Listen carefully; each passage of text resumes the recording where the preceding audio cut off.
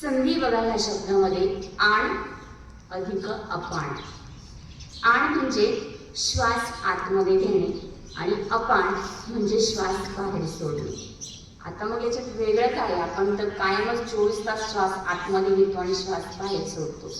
पण आपल्याला या आनापान साधनेमध्ये त्या श्वासावर पूर्णपणे निरीक्षण करायचंय, म्हणजे अगदी वॉचमॅन सारखा पहारा करायचा आहे.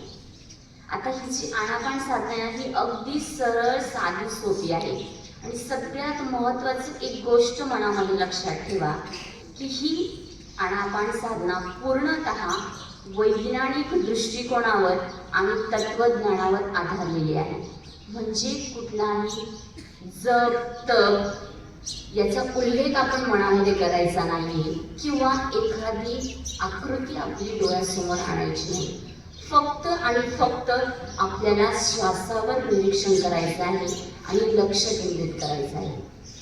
आणखी एक गोष्ट की आनापान म्हणजे प्राणायाम नव्हे. म्हणजे प्राणायाममध्ये आपण श्वास असा नियंत्रित करतो, दीर्घ श्वास घ्या मग तो हळूवार सोडा, असं काहीही करायचं नाही. आपल्याला जसा नैसर्गिकरित्या स्वाभाविकरित्या जसा श्वास येतो श्वास सोडतो आपण त्यावर फक्त लक्ष केंद्रित करायचं आहे. लक्षात आलं सर्वांच्या?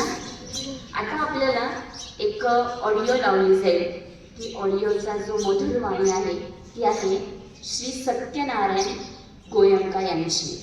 हे विपश्यनाचार्य आहेत की ज्यांनी भारतामध्ये ही विद्या परत आणून, म्हणजे खरं तर ही भारताची ध्यान साधनेची विद्या होती, ती भारतामध्ये परत आणून जवळपास 80 देशात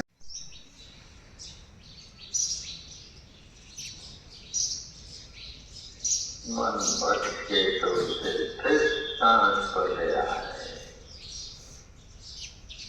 भटकने न दे, पर भटके तो फिर स्थान पर ले आए.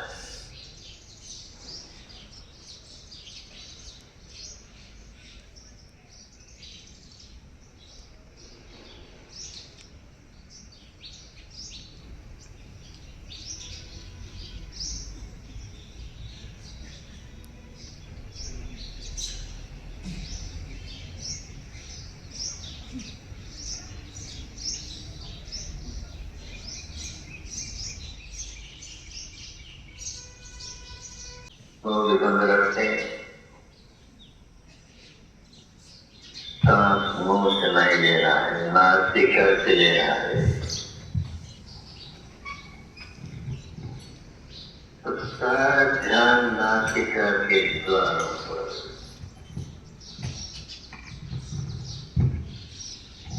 सारा ध्यान नासिका के द्वारों पर केंद्रित करके जानते हैं सांस भीतर आ रहा है तो आ रहा है, बाहर जा रहा है तो जा रहा है, यही जानना है.